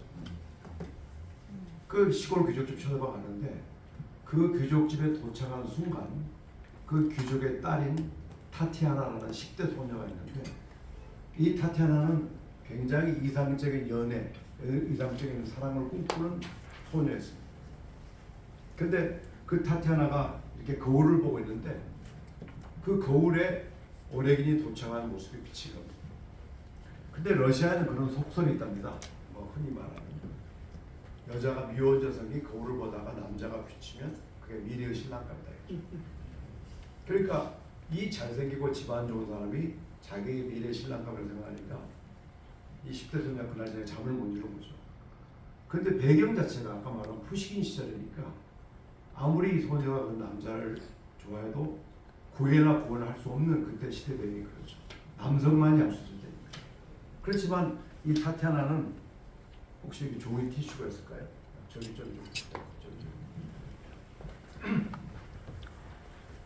너무 이 기회를 놓치면 안 되겠다는 생각에 타티아나가 그날 저녁에 편지를 소위 구애의 편지를 할까 사랑의 편지를 써가지고 오네긴한테 전달하거든요. 근데 오네긴 이 녀석이 보더니 보자마자 이렇게 찢어버린 거죠. 그거 무슨 뜻이겠습니까? 나한테는 너가 시골 귀족 딸은 나한테 관심 없다 이런 뜻 아니겠어. 굉장히 모욕적이죠. 그게 1막입니다. 2막은 오네긴이 또 다른 여인을 사이에 두고 곤충 결투를 벌입니다. 아시겠지만 그 당시엔 결투란 게 인정될 때니까. 결투 끝에 상대방을 죽이게 되거든요. 그러니까 법적으로는 무죄죠. 왜냐하면 합의하고 있는 거니까. 그러나 도의적으로 그 고장을 떠납니다. 마지막 3막. 세월이 한참 흐른 후에 오래기 어느 날 어느 공작집에 초대받아요. 공작집. 공작집에 갔더니 화려하게 무도회가 막 열리고 있는데 너무나 아름다운 공작분입니다.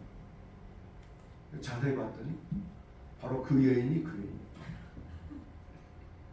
이번에는 오래기 땅을 치죠. 내가 왜 그때 그렇게 빛나는 보석을 몰라보고 이렇게 했을까? 후회한 오래기는 그날 저녁에 이번에는 오래기 편지를 씁니다. 타티아나한테. 근데 타티아나 이미 남편이 있는 귀여운 여자 않습니까? 물론 자기한테 첫사랑이긴 하죠. 이번에는 편지를 받은 타티아나가 나에게는 남편이 있다 이러면서 찢어버리는데 이 찢어버리고 무대를 따라다 막 정말 오열합니다. 지금 국립발레단의 강수진 감독이 그때 그 역할을 했었는데 너무 슈투트가르트 발레단에서 열애를 해가지고 사실은 그 계기로 유명해졌고 슈투트가르트 발레단이 조그만 발레단이지만 세계에 유명해진 계기가 됐지 않습니까? 그런데 저는 첫 한국 초연 때 그걸 보고 딱 공연장을 나오는데 이제 잘 들어보십시오. 제가 건배사가 따라왔어요. 내가 건배사 좀 보고 다 이렇게 잘 들면 여러분 있을 때 잘합시다. 있을 때 잘합시다.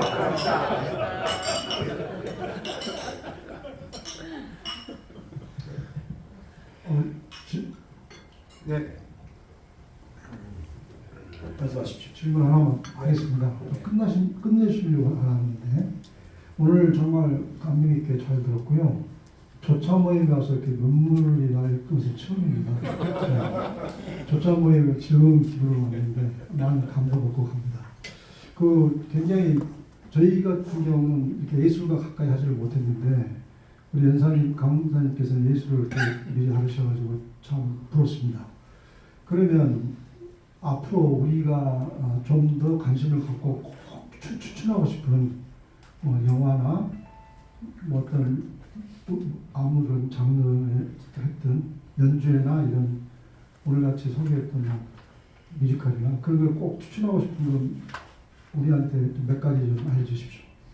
꼭 이걸 보셨으면 하는. 네, 그러면요 아까 말씀드렸지만 발레는 오네기라는 발레 꼭 추천합니다. 왜냐하면 거기 나오는 두막 차이콥스키 음악도 굉장히 아름답고 또 우리 인생에 던져주는 시사점이 있기 때문에 그래서 저는 근데 오네기는 제한적으로 볼 수 있거든요. 아까 말한 슈투트가르트 발레단 그 다음에 우리나라 유니버설 발레단이라고 라이선스가 없으면 공연을 못하는 현재까지 그렇게 있습니다. 그러니까 한국에서 벌써 슈투트가르트 발레단 포함해 몇 번 했기 때문에 또 언젠가는 기회가 있을 거고요.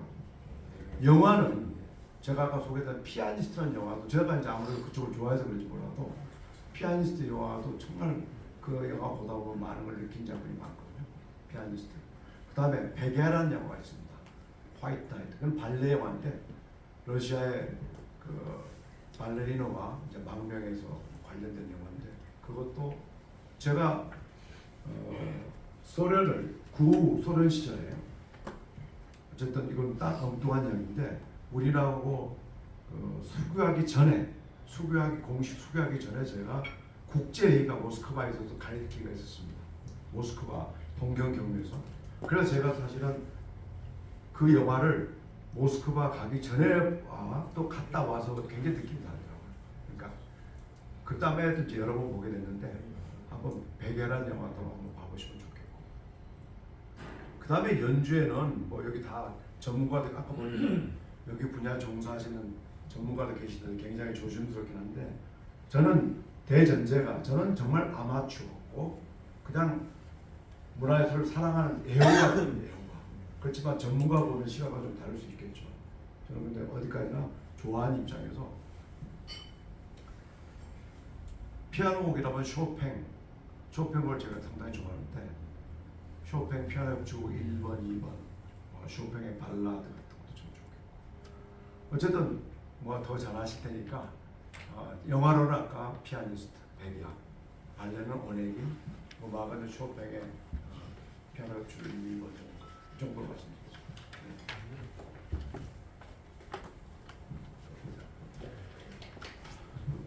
네, 여기 이걸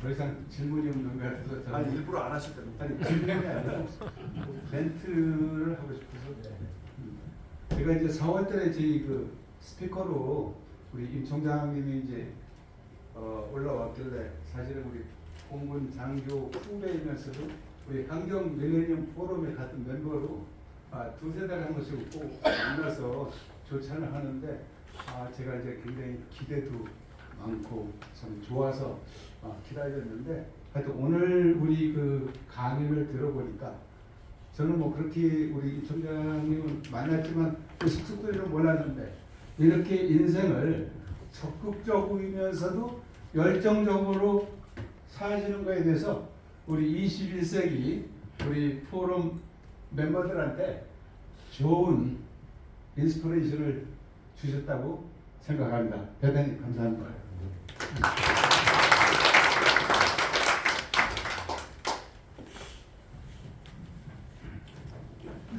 너무 감동 받으셔가지고 분위기가 네.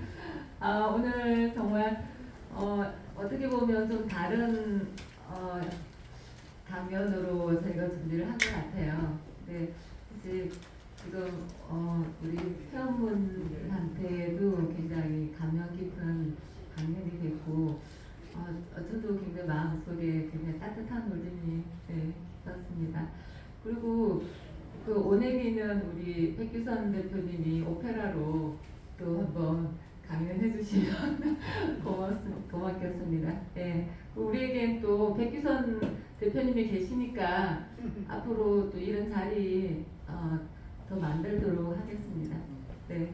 오늘 바쁘신 와중에도 또 4월 조찬 모임에서 이렇게 뵙게 돼서 너무 반가웠고 또 감사드립니다. 5월 모임에서 더 많이 뵐 수 있기를 기대하면서 그리고 이상으로 4월 조찬 프로 마치겠습니다. 이제 바로 이분이 주인공이고요. 제가 이분을 만났기 때문에 이런 강연을 하게 됐고 이런 강연을 했기 때문에 아마 이런 오늘 이 자리에 설 수 있다고 생각합니다. 아마 중기증 나온 퇴직자를 이 자리에 중소기업시책 들으려고 부르지는 않았을 텐데 이 당타에서는 1958년생인데요. 베트남 출생입니다. 이 당타들의 어머니는 하노이 음대 피아노과 교수였기 때문에 당타들이 어릴 때부터 자연스럽게 어머니로부터 피아노를 배웠습니다. 근데 당타들이 58년생이라고 말씀드렸죠. 이미 태어났을 때 베트남 전쟁이 진행 중이었어요.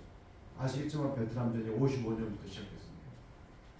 그래서 하노이에서 어머니한테 교육을 받는데 늘 이제 미군이 어느 때는 막 미군이 공수하고 폭격하니까 하노이에서 살 수가 없으니 할 수 없이 시골로 피난을 가게 됩니다.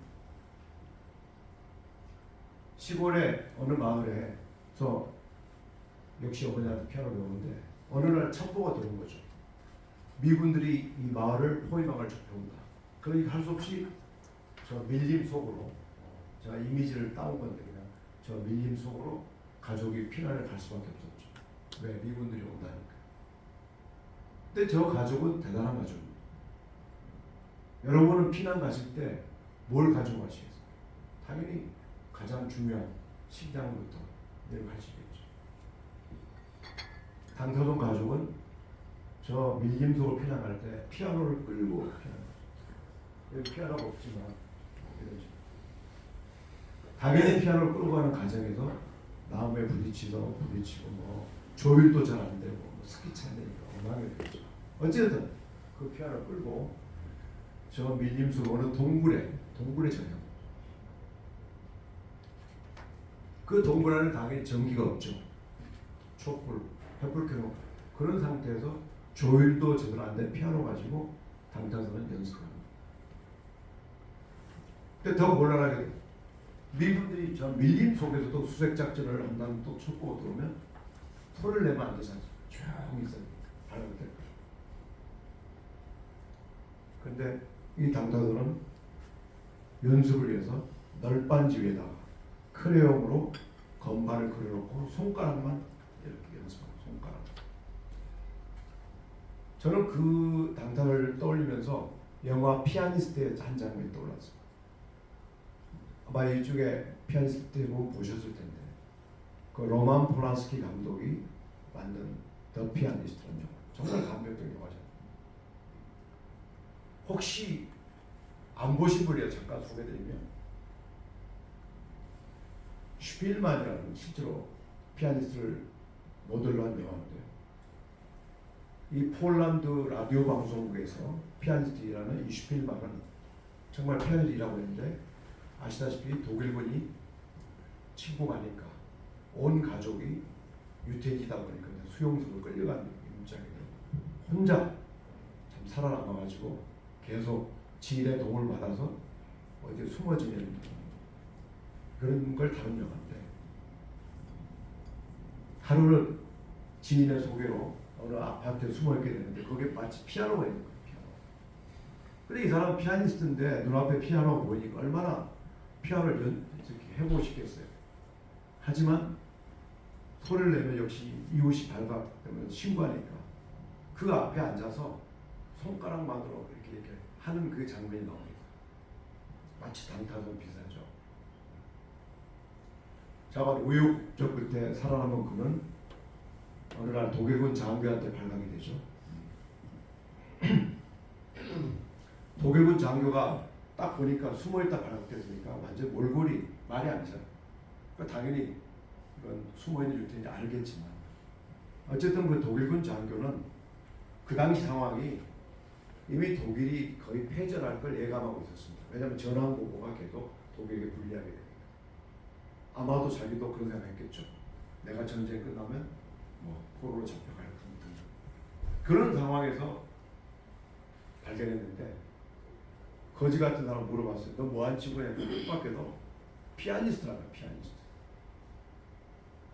그 말 듣고 그 독일군 장교가 이렇게 피아노를 안 돼. 한번 연주해봐라. 정말 그때 숨어있던 유태인들 발각들 다 총살 아닙니까? 그런데 어쨌든 독일군 장교가 피아노 연주해봐라. 그때 정말 죽음을 앞두고 마지막 연주라고 생각했겠죠. 근데 독일군 장교가 살려준 거죠. 그 연주를 듣고 살려주고 숨어있는 이제 음식도 몰래 공급해주고 그래서 결국은 슈필만은 정말 살아남게 되고 독일군 장교는 소련군 포로로 잡혀갔다 죽었다. 그때 좀 벗어난 이야기지만 저는 그 피아니스트 영화를 많이 여러 번 봤는데요. 그 장면이 보통은 영어로 하다가 이 독일군 장교와 피아니스트 대화는 독일어로 나옵니다. 독일어로. 그러니까 우리나라 대화 보신 분들은 자막으로 이렇게 번역된 걸 보셨겠죠. 근데 저는 전공이 동문학이다 보니까 제가 독일을 좀 알거든요. 근데 굉장히 어떤 뭔가 아는 만큼 보인다는 걸 느끼게 한 장면이 하나 그 영화에 있었습니다. 뭐냐면은 너 뭐하는 친구다 물어봤더니 처음에 이 피아니스트가 이시빈 했다가 멈칫하는 거예요. 이시빈 했다가 이시바 I'm pianist 이거든요. 영어로 번역하면 너 뭐하는 친구냐 I am 했다가 멈추더니 I was a pianist 이거거든요. 왜냐면 너 지금 뭐하는 친구 했더니 정말 맞잖아요. 피아니스트긴 했지만 지금은 수년 동안 숨어 다녔어요. 그러니까 I am 했다가 시제를 바꿔서 I was인데 근데 그게 중요한 게 아니고 그다음 이름을 물어보고 너 이름이 뭐냐 그러니까 슈필만이라고 그러니까 구트나베 für ein Pianist 그런 말이야. 피아니스트 치고는 좋은 이름이네 또는 피아니스트한테는 어울리는 이름인데 그런 뜻인데 이름이 슈필만이라고 그랬죠. 혹시 슈필만이 왜 피아니스트한테 어울린다고 이해되신 분 계신가요? 동문학이나 독일어 전공하신 분 말고. 근데 그냥 번역이 됐지만 그러한 독일어 배경을 아는 저는 금방 이해가 됐는데 그 독일에 대한 배경이 없어서 이해가 안 되는 게 맞죠. 왜냐면 이름이 슈필만인데 슈필이란 말이 영어로 play 뜻이거든요. 연주하다. man, 집에 가면 플레이맨 이름 자체가 플레이맨이니까 너 이름이 플레이맨, 연주하는 사람, 연주하는 남자라든지 피아니스트 딱 어울리는 이 말 아니겠어요? 아주 사소하지만 그게 그런 뜻입니다. 그런데 어쨌든 단타손이 그러한 열악한 환경 속에서 했던 사람이 드디어 1980년도 쇼팽 피아노 콩쿠르에서 동양인 최초의 우승자입니다. 단타손이 동양인 최초의 우승자. 그 전까지는 전부 우승자가 유럽 사람입니다. 아시겠지만 조성진 군이, 지금은 조성진 씨지만 조성진 군이 10년 전에 정확히 2015년도에 한국인 최초의 쇼팽 콩쿠르 우승자였잖아요. 이 단타손은 1980년도 동양인 최초의 우승자. 그 열악한 환경 출신이 그렇게 기적을 만드는 거죠. 자, 이게 58년생 1980년대 22살 때 쇼팽 콩쿠르에 참가했던 모습입니다.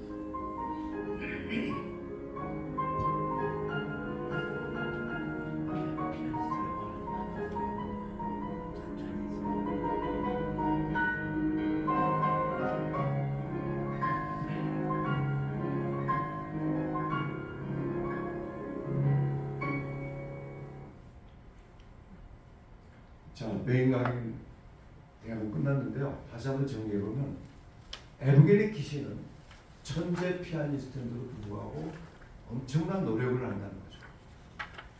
그러니까 젊었을 때는 하루 8시간 이상 꾸준히 연습만 하고 지금은 연습 시간을 많이 줄인 걸로 되어 있더라고요. 그렇지만 여전히 성실하고 변함이 없어서 연주에 보면 며칠 전에 나와서 여전히 꾸준히 연습하는 천재면서 노력하는 거예요. 그래서 키신은 끊임없는 노래, 그걸 제가 배우고 키신도 아까 말씀대로 작년에 한국에 다녀왔고 앞으로 또 올 거라고 봅니다. 정말 포기하지 않고 노력하는 우리 인간 승리의 모습을 보여준 피아니스트라고 볼 수 있습니다. 당연히 5년 전에 돌아가서 뵐 수는 없지만 정말 시사점이 크다고 볼 수 있습니다.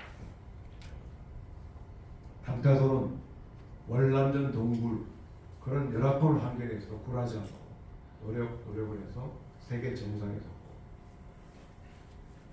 저분은 베트남 출신이지만 그 프랑스 몬트리알 대학 교수 계시는데 우리 조성진 군이 10년 전에 쇼팽 콩쿠르 참여했을 때 그때 심사위원으로 참가하셔서 높은 점수를 줬고요. 또 그 제자 중에 하나가 브루스 리우라고 2021년도 원래는 2020년도 연료되는데 코로나 것 때문에 1년 늦어졌었죠. 그래서 브루스 리우가 바로 제자입니다. 자기 제자가 쇼팽 콩쿠르에서 우승한 거죠. 이제 올해 쇼팽 콩쿠르이 올 10월달에 열리는데 5년마다 열리거든요.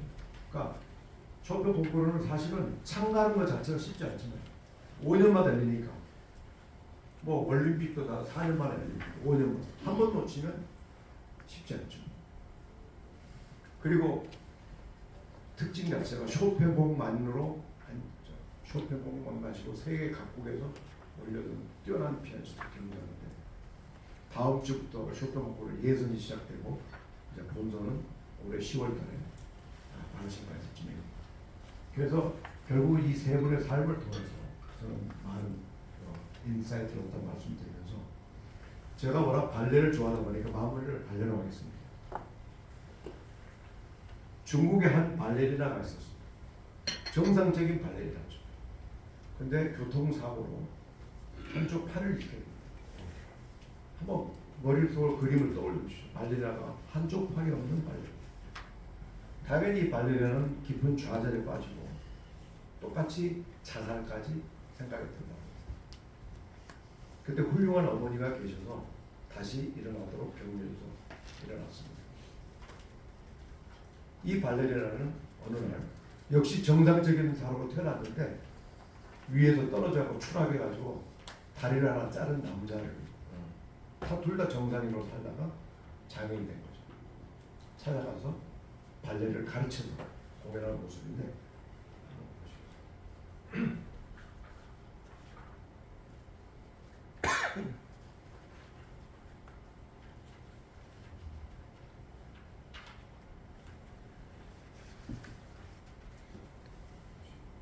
아니 뭐가 좀 잘못됐는데 아까는 됐었거든요.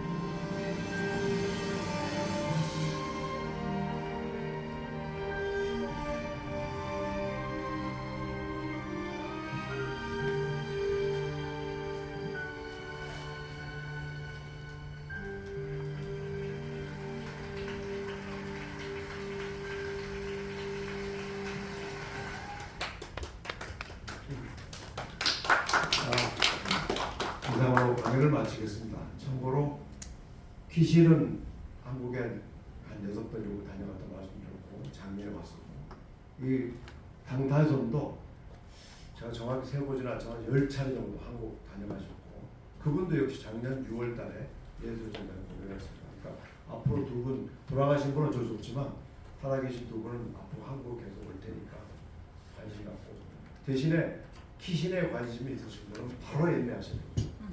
표가 금방 매진되기 때문에 방탄소는 그만큼은 아닌데 그래서 귀신이 그렇죠. 자 여러분 뵙게 돼서 반갑습니다.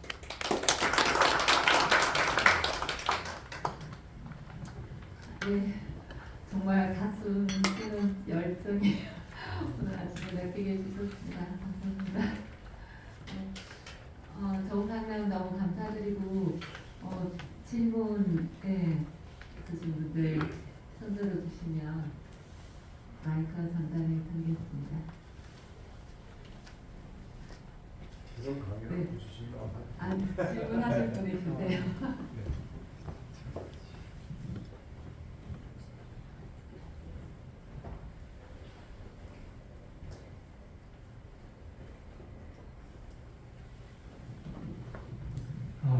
네, 강의 잘 들었습니다.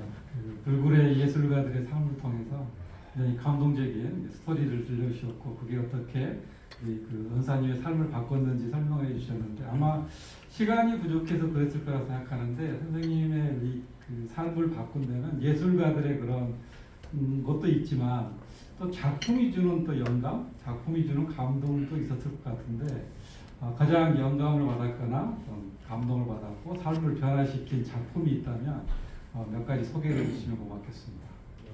제가 발레 좋아하니까 발레 작품 하나 소개했습니다. 제가 좋아하는 발레는 오네긴이라는 발레인데요. 이 오네긴은 원래 알렉산더 푸시킨의 작품을 발레로 만든 거거든요. 그래서 독일에서는 이제 슈트가르트 발레단이 공연하고 우리나라에서는 유니버설 발레단만이 할 수 있습니다. 라이센스. 근데 저는 이제 오네긴을 여러 번 이제 한국 초연 때부터 여러 번 보게 됐는데 여러분들은 다 물을 한번 채워보시죠. 물. 건배를 아침에 좀 이상하지만 제가 건배를 할 텐데 술 대신에 물을 한번 해요. 따라만 놓으시고 일단 내려오십니다. 이 오네기는 아까도 말한 푸시킨 작품인데 간단한 내용이 이렇습니다. 오네기라는 이름을 가진 상트페테르스부르크 아주 귀족집 아들이 있는데 집안도 좋고 본인도 인물도 잘생기고 해서 굉장히 세상을 자신만만하게 사는 친구. 어느 날 오네긴이 시골 귀족집에 초대받았습니다. 시골에 러시아 다차 아시죠? 그 시골 귀족집 초대받았는데 그 귀족집에 도착한 순간 그 귀족의 딸인 타티아나라는 10대 소녀가 있는데 이 타티아나는 굉장히 이상적인 연애, 이상적인 사랑을 꿈꾸는 소녀였습니다. 근데 그 타티아나가 이렇게 거울을 보고 있는데 그 거울에 오네긴이 도착한 모습이 비친 겁니다. 근데 러시아에는 그런 속설이 있답니다. 흔히 말하는 여자가 미워진 녀석이 거울을 보다가 남자가 비치면 그게 미래의 신랑감이다. 그러니까 이 잘생기고 집안 좋은 사람이 자기의 미래 신랑감을 생각하니까 이 10대 소녀가 그날 저녁에 잠을 못 이룬 거죠. 근데 배경 자체가 아까 말한 푸시킨 시절이니까 아무리 이 소녀가 그 남자를 좋아해도 구애나 구원을 할 수 없는 그때 시대 배경이 그렇죠. 남성만이 할 수 있을 때입니다. 그렇지만 이 타티아나는 혹시 여기 종이 티슈가 있을까요? 저기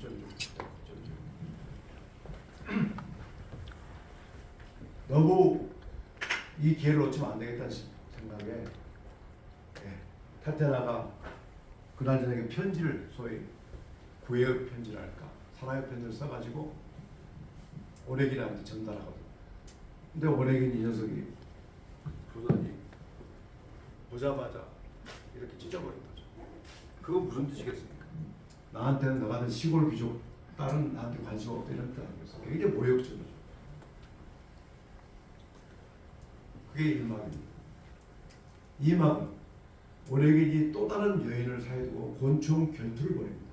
아시겠지만 그 당시엔 결투란 게 인정될 때니까. 결투 끝에 상대방을 죽이게 되거든요. 그러니까 법적으로는 무죄죠. 왜냐하면 합의하고 있는 거니까. 그러나 도의적으로 그 고장을 떠납니다. 마지막 3막. 세월이 한참 흐른 후에 오래기 어느 날 어느 공작집에 초대받아요. 공작집. 공작집에 갔더니 화려하게 무도회가 마무리되고 있는데 너무나 아름다운 공작분입니다. 자세히 봤더니 바로 그 여인이 그 여인. 이번에는 오래기 땅을 치죠. 내가 왜 그때 그렇게 빛나는 보석을 몰라보고 이렇게 했을까? 후회한 오래기는 그날 저녁에 이번에는 오래기 편지를 씁니다. 타티아나한테. 근데 타티아나 이미 남편이 있는 귀여운 여자 않습니까? 물론 자기한테 첫사랑이긴 하죠. 이번에는 편지를 받은 타티아나가 나에게는 남편이 있다 이러면서 찢어버리는데 이 찢어버리고 무대를 따라다 막 정말 오열합니다. 지금 국립발레단의 강수진 감독이 그때 그 역할을 했었는데 너무 슈투트가르트 발레단에서 열애를 해가지고 사실은 그 계기로 유명해졌고 슈투트가르트 발레단이 조그만 발레단이지만 세계에 유명해진 계기가 됐지 않습니까? 그런데 저는 첫 한국 초연 때 그걸 보고 딱 공연장을 나오는데 이제 잘 들어보십시오. 제가 건배사가 따라왔어요. 내가 건배사에서 보고 되고 다 이렇게 잘 들면 여러분 있을 때 잘합시다. 있을 때 잘합시다.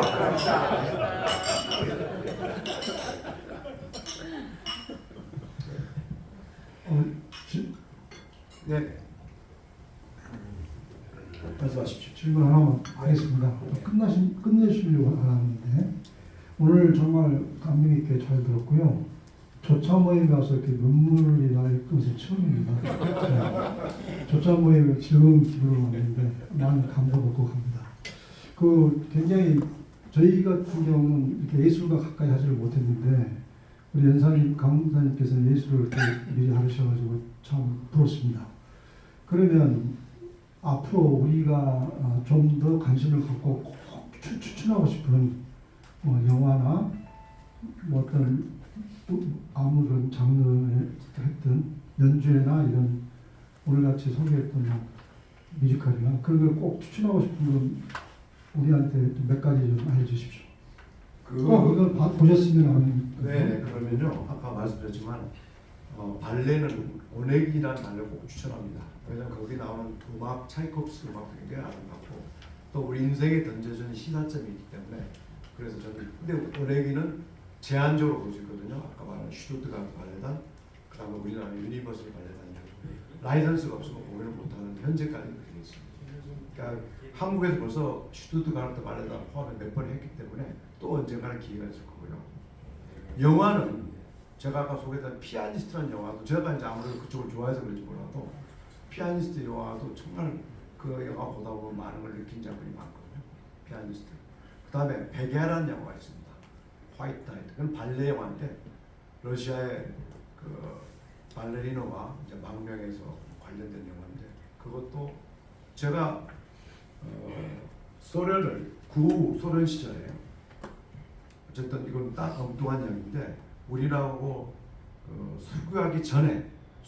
공식 수교하기 전에 제가 국제회의가 모스크바에서도 가릴 기회가 있었습니다. 모스크바 동경경유에서. 그래서 제가 사실은 그 영화를 모스크바 가기 전에 또 갔다 와서 굉장히 느낌이 다르더라고요.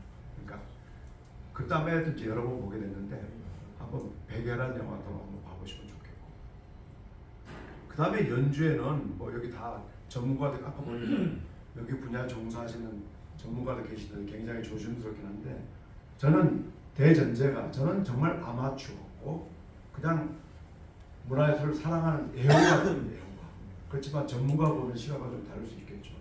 저는 근데 어디까지나 좋아하는 입장에서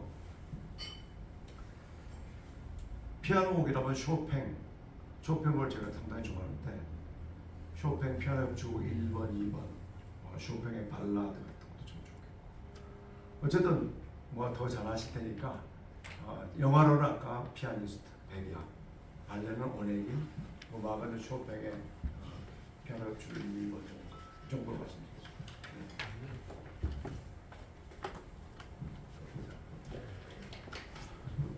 네, 여기 이걸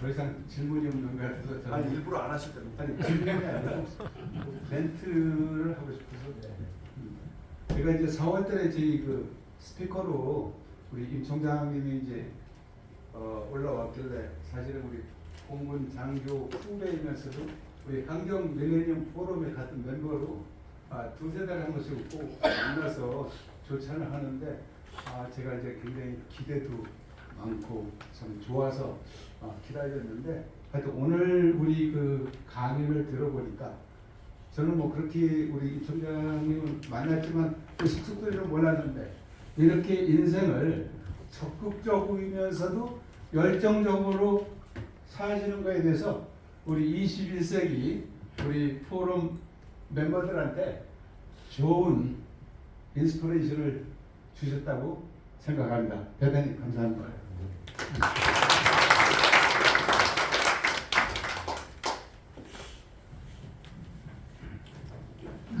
너무 감동 받으셔가지고 분위기가 네. 오늘 정말 어떻게 보면 좀 다른 장면으로 저희가 준비를 한 것 같아요. 네, 사실 지금 우리 회원분한테도 굉장히 감명 깊은 강연이 됐고 저도 굉장히 마음속에 굉장히 따뜻한 울림이 있었습니다. 그리고 그 오내기는 우리 백규선 대표님이 오페라로 또 한번 강연해 주시면 고맙겠습니다. 네. 우리에겐 또 백규선 대표님이 계시니까 앞으로 또 이런 자리 더 만들도록 하겠습니다. 네. 오늘 바쁘신 와중에도 또 4월 조찬 모임에서 이렇게 뵙게 돼서 너무 반가웠고 또 감사드립니다. 5월 모임에서 더 많이 뵐 수 있기를 기대하면서 그리고 이상으로 4월 조찬 프로 마치겠습니다. 감사합니다.